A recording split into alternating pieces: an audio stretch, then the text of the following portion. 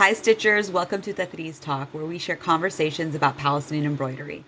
I'm Amani here with my co host Lena, chatting with talented embroiderers and artists, sharing their stories, inspirations, and the cultural significance behind their work.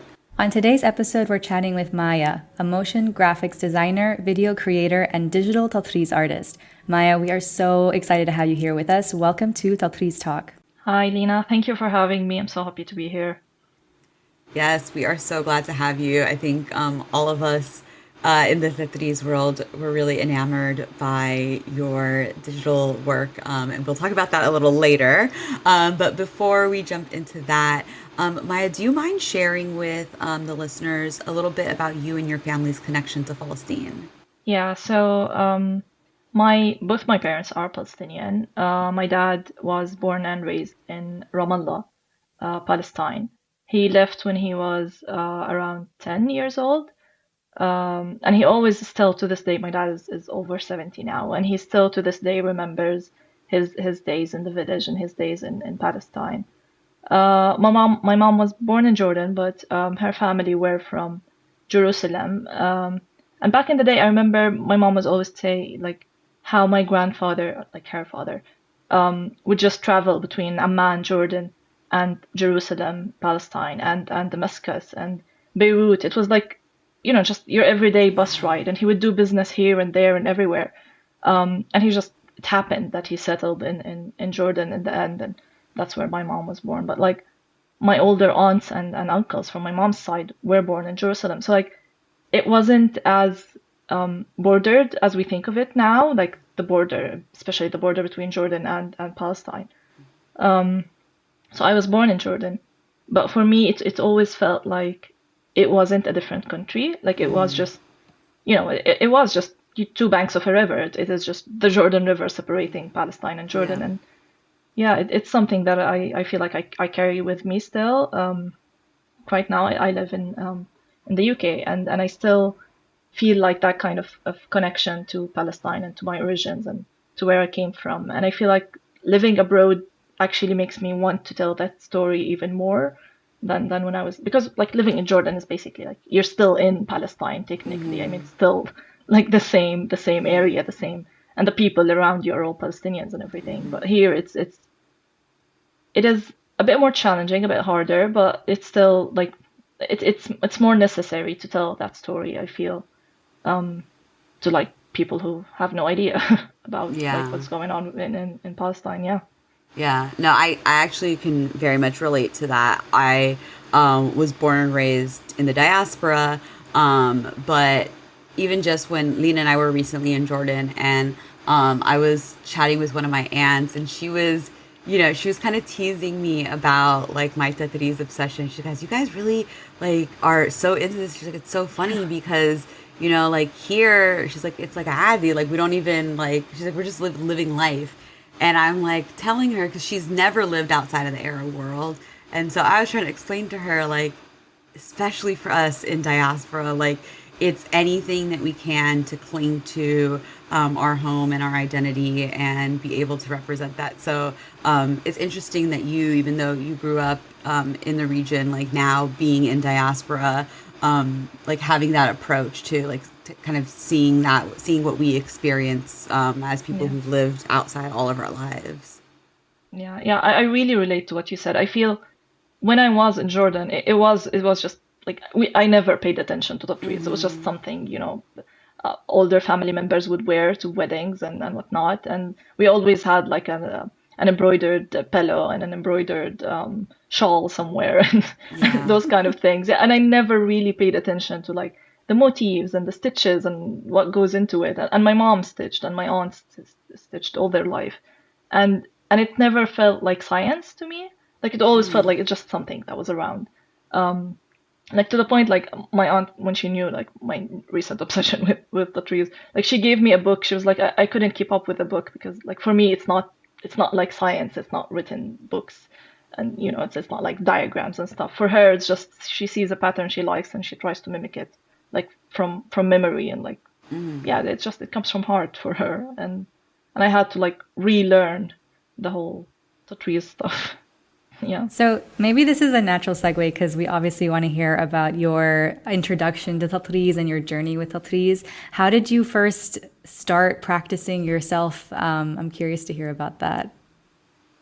Well, I don't really remember when I started, to be honest. I think I was just a teenager and my mom was just, trying to teach me a craft at one point, and I don't remember being very interested because like you said, it was Yeah. just something that was around.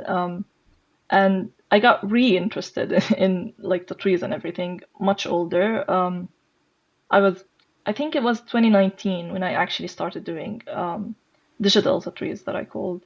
Uh, and that's when I felt like, well, I don't really know how to do, like, I'm not very familiar with the actual manual labor that it takes. So I can't just, open a computer and start doing X's and there. I need to be able to, and until this day, like, I always have a little piece with me that I have, like, I have to remind myself that this is, a lot of it is just manual labor, and it's very time consuming, and it's very like it's not an easy craft to get into. Like it is easy, like in theory, but I mean it's very time consuming and it's very like intensive.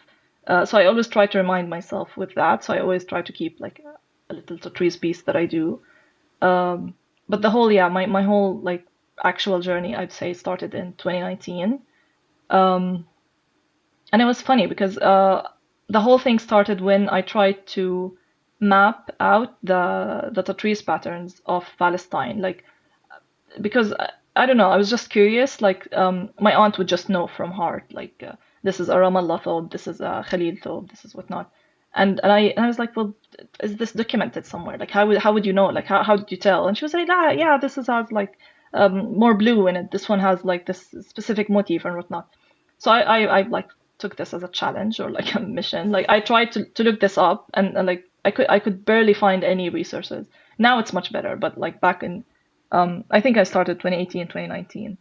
And I couldn't find any resources that really just map out how the Palestinian Tatreez is different and explain why is it different. So that's like where my entire journey, I'd say, started with digital Tatreez, is that I drew the map of Palestine and I drew how the trees is different from each region, and I found really amazing stuff about this. And I'm like hoping to revisit this project now with like how much more knowledge I have about this topic now, and I want to like recreate the entire project hopefully in the near future. So that's something That's to look really, up yeah. to. Yeah, no. So do you have that, whatever you have done so far, documented somewhere on the internet for people to see? Yeah, I did post about it. I think it was 2019 when I first posted about it. It was the map of Palestine, and it was like colored in with like the specific embroidery patterns of each region. Okay. Yeah, but it does need like revisiting now. Needs cleanup. Yeah, I think that would be a very cool visual resource for people. Because, like, to your point, and I feel like we've talked about this even very recently on a recent episode that we recorded about, the lack of real research and written knowledge about Tatreez. Obviously, we all know Wafat from Tatreez and Tea, and she's kind of been doing the work, and she's for a long time been the only person really in our community doing the work.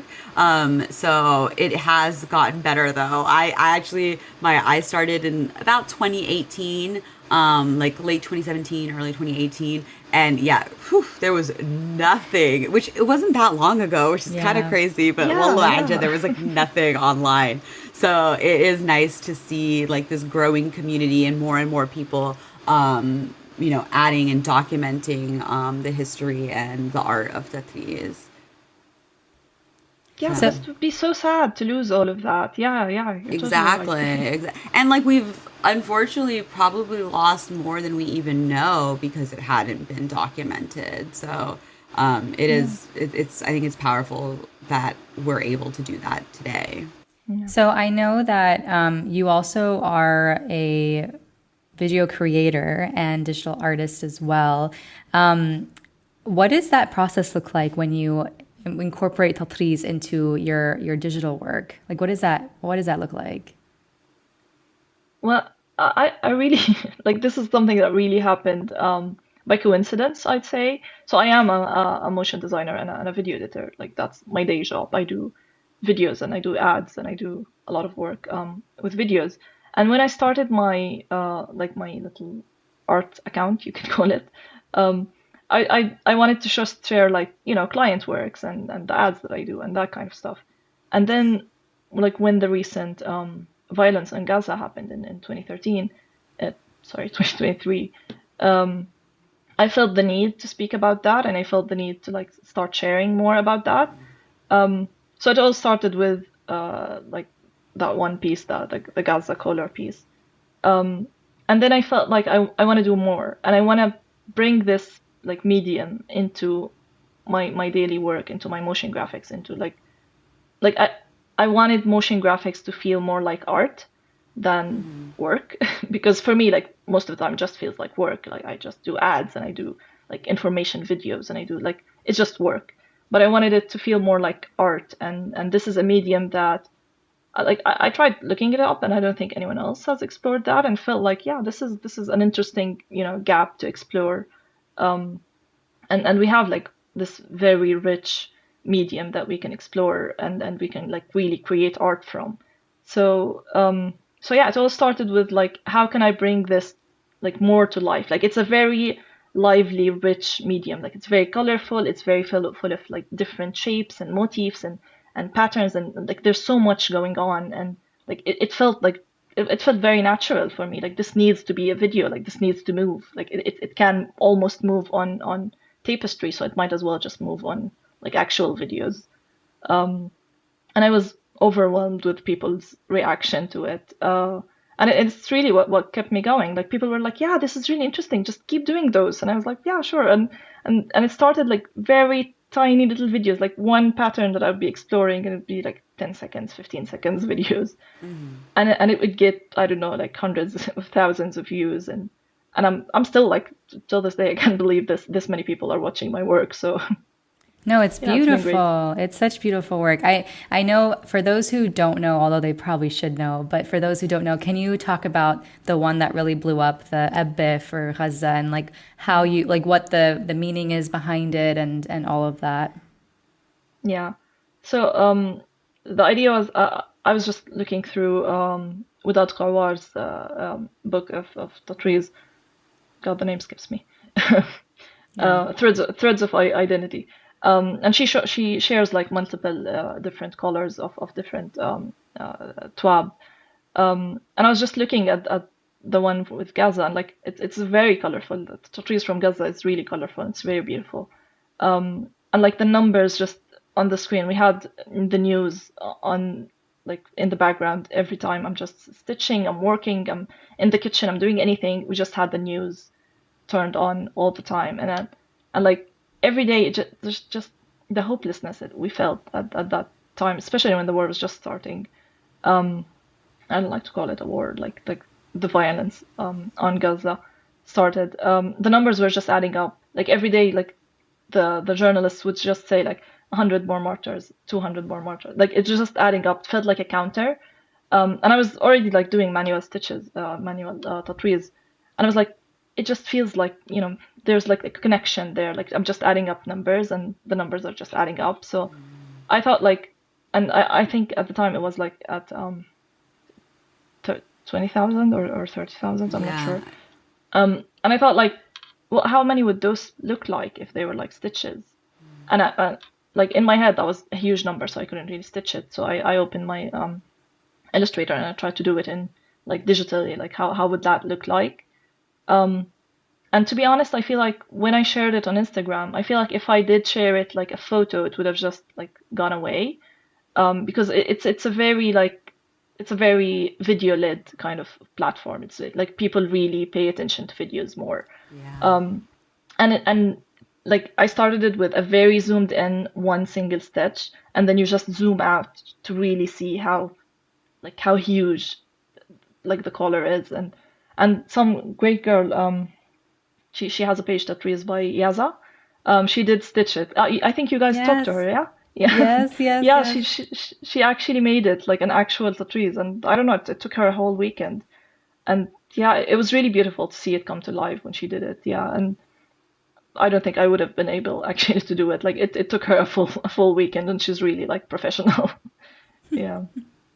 Yeah, no, I mean, I think all of us, when we saw that, everyone was very captivated. And kind of like, I love how you kind of put it, where you're sitting there and like you're hearing these numbers of martyrs, and it's just number after number.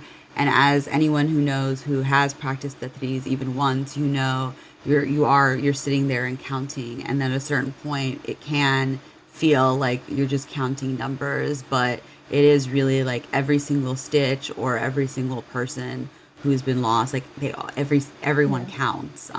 So I personally was very, very moved when I saw your work, and was very much craving for more too, because I personally am, I love the idea of taking traditional Tatreez and mixing mediums.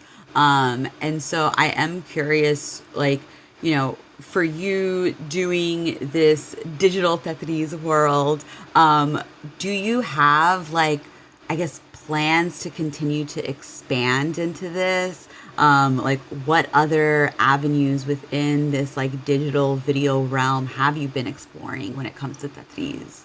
Yeah. Yeah, I really love mixed media too. Yeah, and I think it's like why stick to just one medium? Yeah, just Yes. go ahead, you know.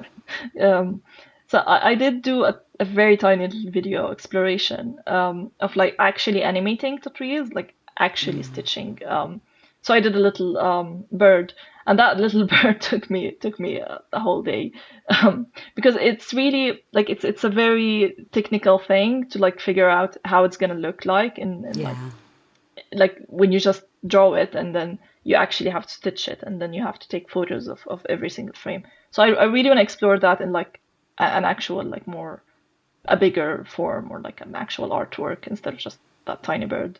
But yeah, I really want to like because you know something that you can't really mimic digitally, or like you could try but you can't. It's just the textures in Tatreez, and like yeah, Yeah. just how each stitch is like it's very textured. It's very like it pops out. It's like embossed out of the fabric. So I want to explore that more. And like one day, hopefully, I'm gonna try to do something that like involves community more.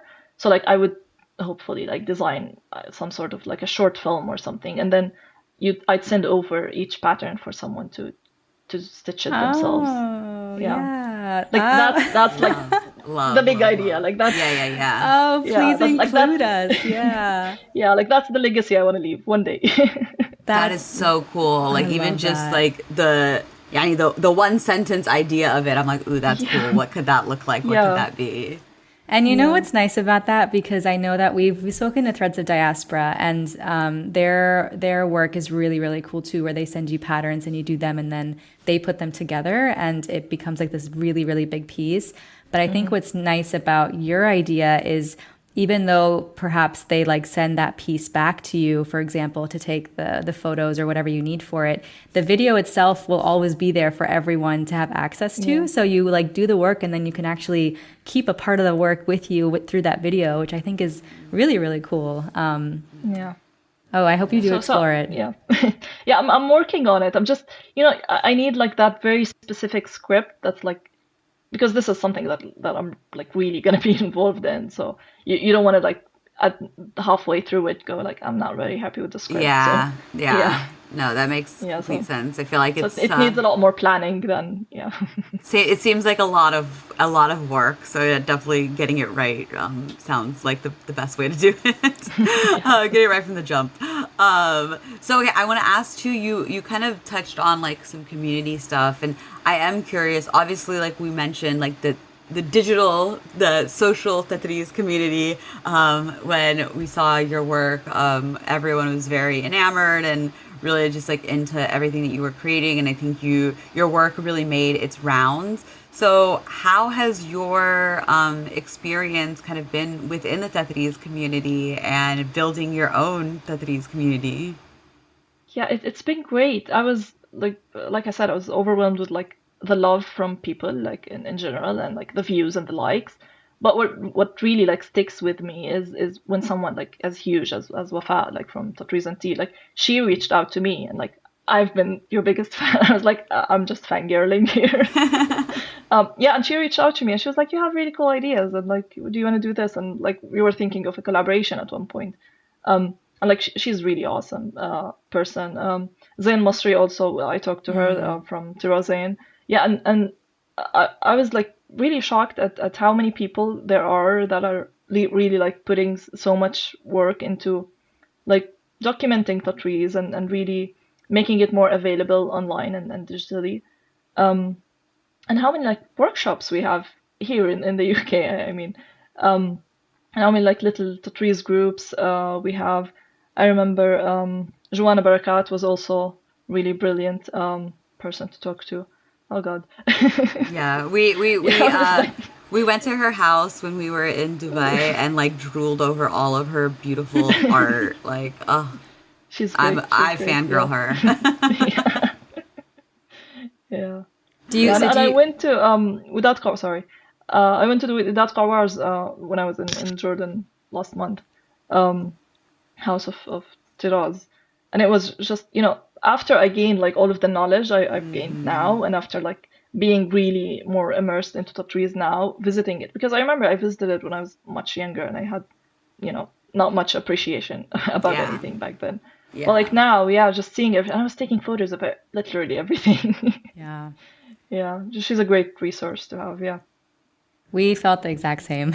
Yeah. Amani and I were just going around admiring. And what's really cool about her museum is you can like touch some of the fabrics too, which adds like to that experience. But I wonder if anyone who doesn't do Tatreez will ever understand how much work went into all those beautiful, gorgeous dresses.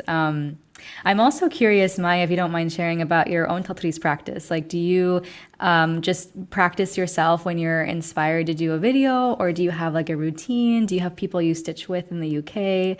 Do you stitch with your mom and your aunts? Are they still stitching? But sadly, my mom doesn't. Yeah, because she did a surgery in her hand, and that's not working anymore, like it used to. But when she was my age, she used to do like really big pieces, and I'm still shocked. Like she was able to do that. Like she did a couple of abbe, Chest top collars, pieces, yeah. chest pieces, yeah, that we have around the house, and she did like a huge shawl that we have. And I like when I used to see them, like when I was a teenager and stuff, and I would see them, I was like, yeah, it doesn't sound like that hard. That can't be that hard. But then when I actually started work, like I've been working on this shawl like for the past, I don't know, like week or so, and I'm like nowhere near finished with like half of it. Yeah, it is a lot of work, and you really get to appreciate it more when you do it. I always have a piece with me. I call like this shawl, I'm calling it my transport shawl because yeah, I've started it in an airplane. I've finished half of it in a car, half of it in a train somewhere. Yeah, and it's always with me like when I'm going somewhere. And I feel like it's a very good thing. Like I don't know if I'm like marketing Tatreez now, but it's really good to just really get your head out of the screen sometimes. Yeah. Because like my actual work is like video editing, and I'm always on the screen, and then like the hobby that I took for myself, like the digital Tatreez, still on the screen, still on the computer. So like whenever I get the chance to just turn off the laptop and just relax with a cup of tea and some Tatreez, yeah, I always do.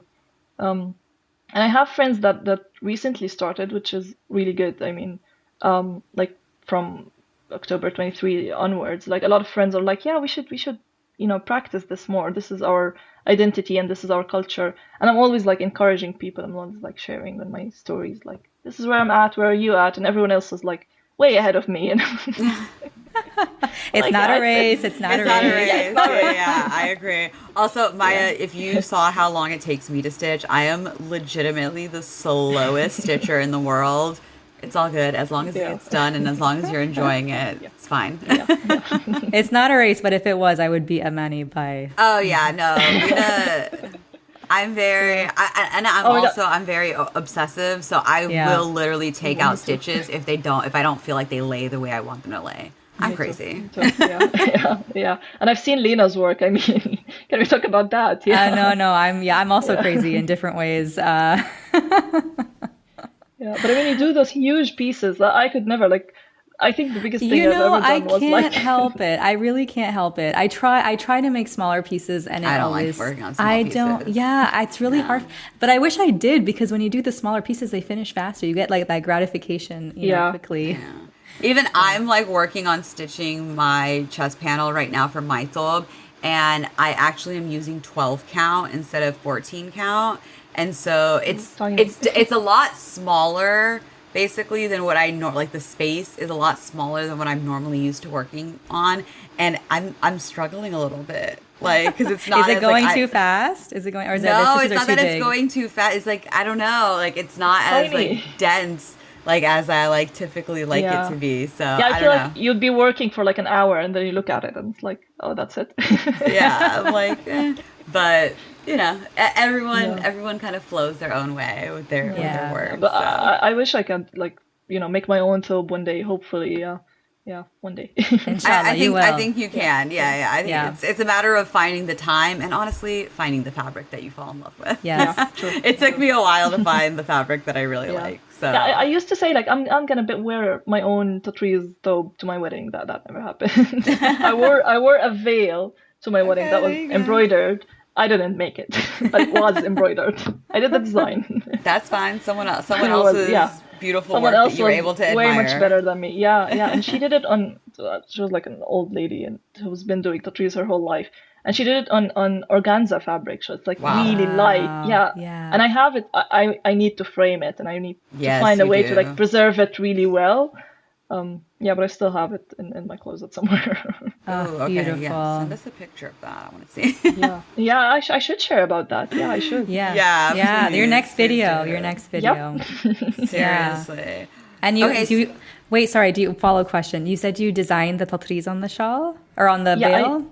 Yeah, so there's this lady, Majida Zaglan. I'm not sure if you know her. She's in Jordan, Jordan based. She has a page called Saru. So Oh, they do yeah. they do like full garments and like full dresses, more modern take on Tatreez. And when I was getting married, I told them like I'm moving to England, so I don't want like a full dress because I'm not gonna be able to like carry that. But I want a piece that I can keep. And, like I'm always obsessed with that idea of like a thobe that you can give to your like hopefully future daughters and they can give to their granddaughters. And we talked about like the idea of a veil that I could just keep and like we designed it together and turned out beautiful. And it was like organza with gold thread and I cannot imagine how the lady embroidered it really.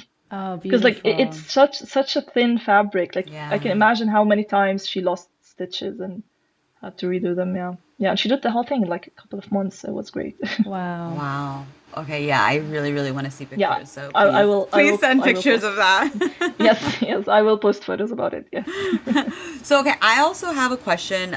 Going back to kind of like your digital Tetris work, 'cause I'm very like just fascinated by all of it and kind of the technicality of it. If someone like, let's say someone sees your work and is like, oh my God, this is so cool. I want to learn how to play around with this. Like, what recommendation would you have for people who want to kind of explore more of the digital aspect of your work? Well, I love and I hate this question because I get it all the time. Yeah, all the time in my DMs, someone's like, I want to start doing what you do. Like, how can I start? And I'm like, I was probably I one of don't those re- people in like, your DMs.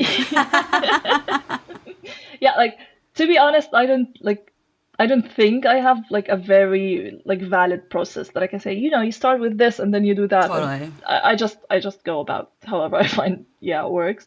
For me, I find it much easier because of my design background. I find it much easier to start sketching on Photoshop. If anyone wants to learn how to set up Photoshop for pixel art, just Google that, and then once you got it set, you can just sketch around. I find it easier because I have a design background, and for me, like Photoshop is just, the easiest program. I did play around with Flosscross and Grid Designer. These are more like professional, like not really professional, but like more Tatreez or like more Yeah. cross-stitch Yeah. programs. But what I like about starting with Photoshop is that you can always like just start with a timeline. Like you can play it. Like if you're doing an animation, you can just play it. to see how it's going to work out. So that's like where I normally start. And then like the next step, it just depends on what the video is going to be. Like if I'm stitching it, I would just take those patterns and stitch them. If I'm like doing a composition out of it, like I do in After Effects, like there's a piece when I did like layers, like it was more like 3D kind of thing. So that was all like After Effects. Like I did layered the different Tatreez pieces, and I did like a camera movement into them.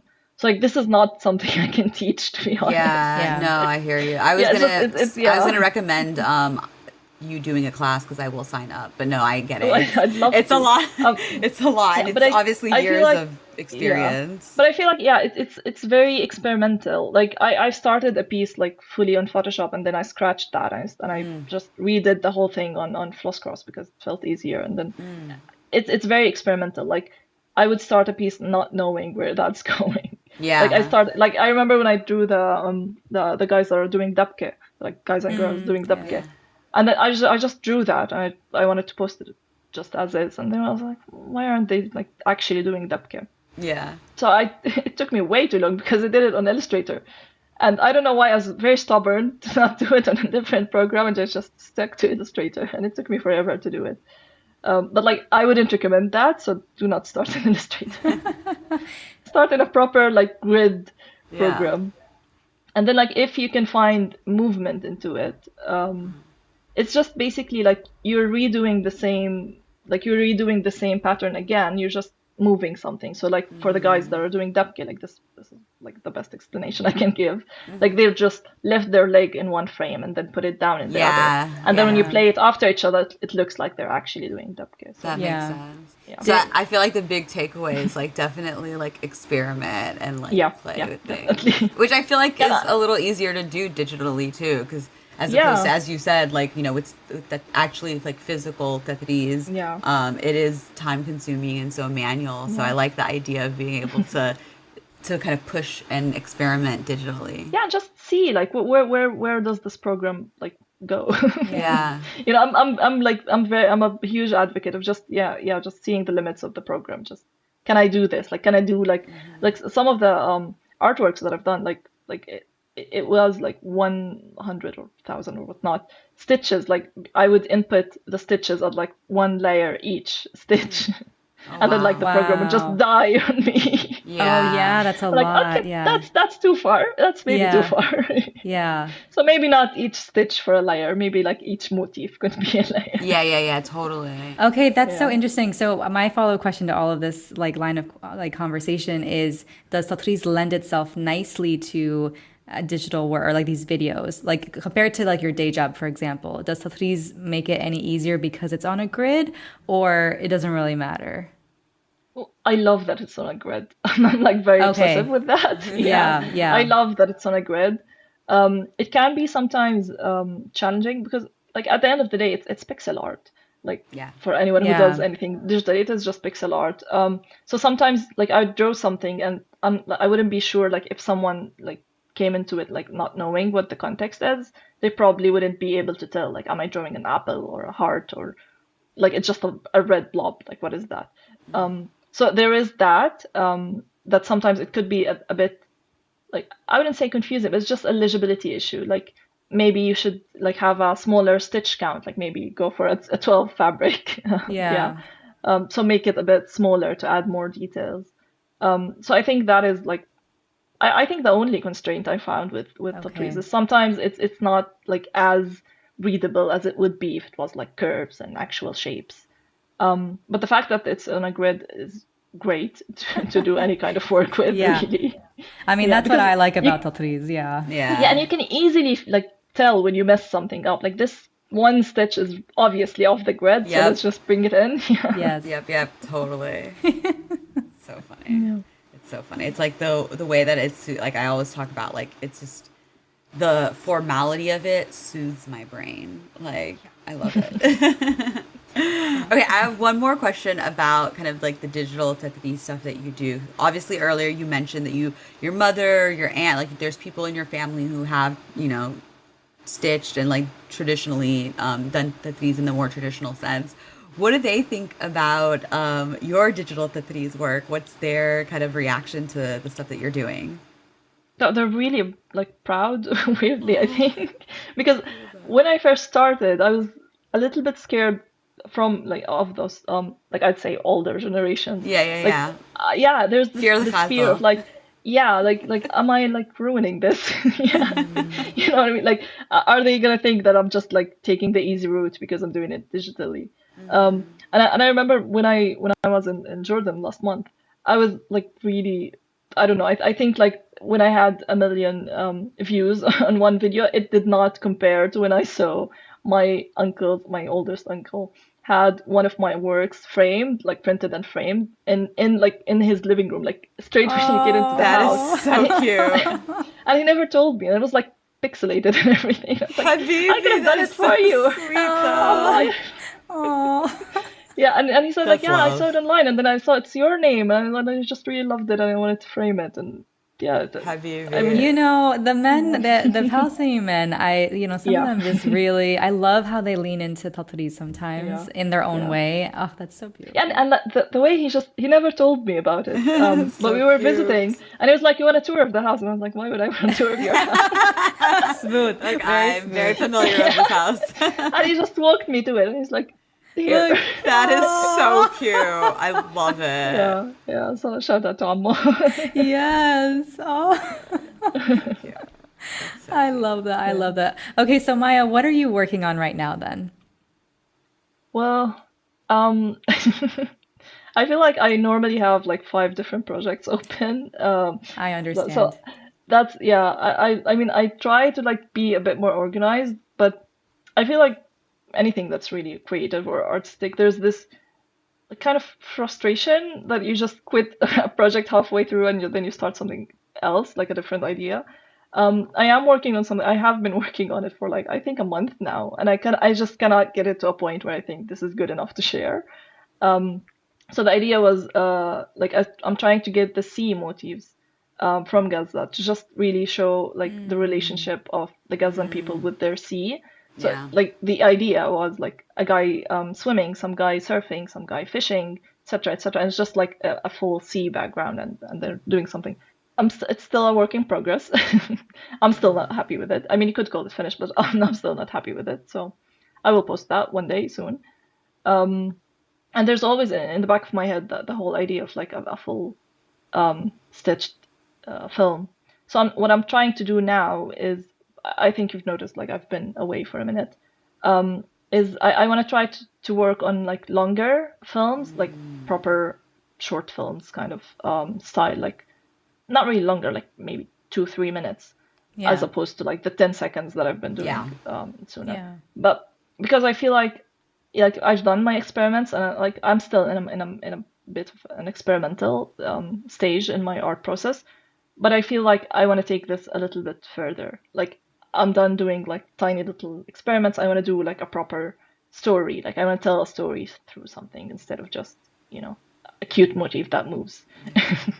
So Yeah, so cool. Okay, please let us know how we can support you Yeah. with that journey because I just, as I've said probably way too many times already, like I think your work is so cool and so thank you. interesting. Okay, getting to kind of like our final question that we love to wrap up with. What are some of the major life lessons that you have gained from Tatreez and your Tatreez journey? Oh God. I have to start with patience. Yeah, yeah. Fair. I have to. Yeah, and to be honest, I wasn't a very patient kind of person starting with. So yeah, I think Tatreez, and I think it was this year and the last year that I really got more involved in Tatreez, and I really like started doing the work. And I think yeah, it's really just patience and just the whole idea of like doing things like slowly and mindfully instead of just throwing things in the air. And I think this is something that I took to like my entire like art process is I want to do more things like mindfully and properly instead of just doing things for the sake of just, you know, views and likes and whatnot. So I think this is something that this entire like digital Tatreez journey has taught me is if I'm posting something online, or if I'm doing something, it's somehow it feels like it's gonna represent like Palestine and then Palestinians and our identity and who we are. So I feel like I want to like post something properly. Like I want to do it right. Yeah. So Tatreez really taught me that. It really taught me like, yeah, and yeah, like you said, like every single sketch has to be on a grid. It has to be perfect and it has to like be really mirrored and really organized, and or it's just gonna stand out. So it's really something that you just take into your whole life. Like if you're doing something, just do it right. Yeah. Totally. Oh, so good. Well, thank you so much for joining us, Maya. And before like we let you go, actually, one question, but before I ask you the question, I want to just let you know, because I just remembered, you talked at the beginning about how like, it was really like beautiful to see like Wafa and Zayn and all these people come to you, and like how you were fangirling and stuff. I have to tell you, actually, somebody did message me recently. I can't remember who it was, but they're like, "Oh my God, do you know Maya?" And I was like, "No, not yet." So you also are being fangirled. I just wanted to call that out there because I just remember that happened. And I wanted to make sure I told you. So you are doing amazing stuff. Thank you so much for all the work that you do. And Thank you. it's just so powerful to see something that is so meaningful for all of us out in the world and being able to reach so many different people. So I hope you keep doing it, and seriously let us know how we can support you on all the things. And so before we let you go, where can everyone find you in case they don't know you yet? I'm mostly active on Instagram. It's where I experiment. It's where I throw anything. So it's Maya Amer Design. It's all one word. And you will find it with a little icon that kind of looks like me. Yes. We'll definitely link it. But thank you again, Maya. I echo everything Lena just said. It's been amazing chatting with you, and I'm very excited to see the next iteration of Digital Tatreez that you introduce us to. So thank you for sharing your creativity with us. We really appreciate Thank you it. for having me. This has been great. I mean, if you told me like a couple of years back that I would be doing a podcast about the trees, I would have been. Yes. Yeah. Same girl, same. All right, well, great. Thank you so much, Maya. We will talk to you soon, inshallah. Inshallah. Thank you.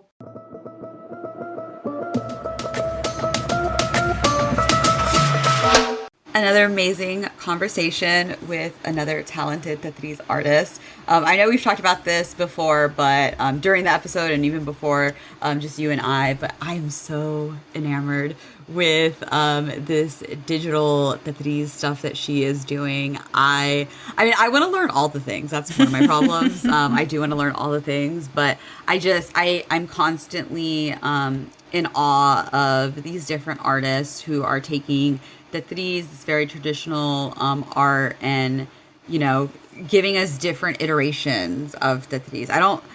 I'm trying to get away from saying modernized Tatreez. Yeah. I don't know. Like that word sometimes feels like weird. But like just different iterations of Tatreez, and even just some of the stuff she was talking about, like doing the short films and all that. Like I'm like, ooh, I have an idea in my head. Like in my head, I'm like, oh, this is what it would look like. But I'm sure that it would be not only better, but like something completely different when she actually creates it. So I'm already excited. Like I'm like, let's see what you got, girl. Yeah, totally. And I think there's something really, really cool about engaging with Tatreez in different ways and seeing how other people kind of engage with it. Yeah. Even if though they're not doing it using needle and thread, they're able to still kind of engage with it, right? Like, I don't know if there's another word for that, but yeah, it's innovating. It's innovating Tatreez, which I love. 100%. There is a Palestinian guy I follow on Instagram. I think he's based in Portugal, and he does some similar and he's doing this whole like digital he does digital art, and he takes Tatreez and it's kind of in the same vein of like what Maya is doing, where I mean their styles are different, but in the same vein of like, again, doing these different mediums, pushing the limits, and just doing these like innovative things that like maybe we wouldn't have thought about before, like even me, like I'm doing this like photo Tatreez stuff now, but like I learned to do this photo Tatreez stuff from a freehand embroiderer, like a non-Palestinian embroidery artist who was doing it, again, freehand embroidery on their own stuff. And I was like, ooh, how can I do that with Tatreez? And, it's still trial and error. Like, I'm trying to make it easier on myself, but I think it's like having this community of artists, again, even outside of just Art Tatreez world, but seeing people who are taking various quote unquote traditional arts and continuing to innovate them and like just being inspired. So I'm very inspired by the work that Maya is doing. And I'm sure if you haven't seen her work, I know. if you only see it after this episode, I'm sure you will also have the same sentiment of, oh, I'm so inspired by her work. But yeah, beautiful stuff, and can't wait to see what she does next. Totally. I couldn't agree more. Oh, goodness. Well, thank you everyone so much for listening to another episode of Tatreez Talk. We want to hear about your Tatreez journey. So please share your stories with us at tatreeztalk@gmail.com, and we might just have you on an upcoming episode. Don't forget to subscribe to the podcast on your favorite listening platform, and be sure to leave a 5-star review. You can follow me at Lina Stolb and Amani at Minamani, and of course follow the pod at Tatreez Talk. We will talk to you guys soon.